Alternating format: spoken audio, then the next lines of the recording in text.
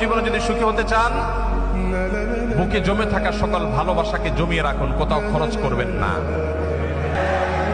রাস্তাঘাটে, পার্কে, ক্লাসরুমে, অজায়গায় কুজায়গায় ভালোবাসা সব খরচ করে বিয়ের পরে যখন ভালোবাসা বিনিময় করার দরকার হবে তখন দেখবেন পুঁজিতে টান পড়েছে, তখন দেখবেন পুঁজি আর পাওয়া যাচ্ছে না। ঠিক ঠিক না বলে হারাম রিলেশনকে না বলতে শিখুন। সৎসাহস আছে তো ইনশাআল্লাহ?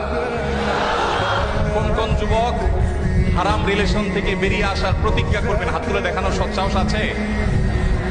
তার মানে সবারই হারাম রিলেশন আছে অলমোস্ট। আল্লাহ তাআলা আমাদের সবার যৌবনকে সকল কালিমা থেকে হেফাজত রাখার তৌফিক দান করুন। ইসলাম বিবাহ বহির্ভূত সম্পর্ককে হারাম করেছে।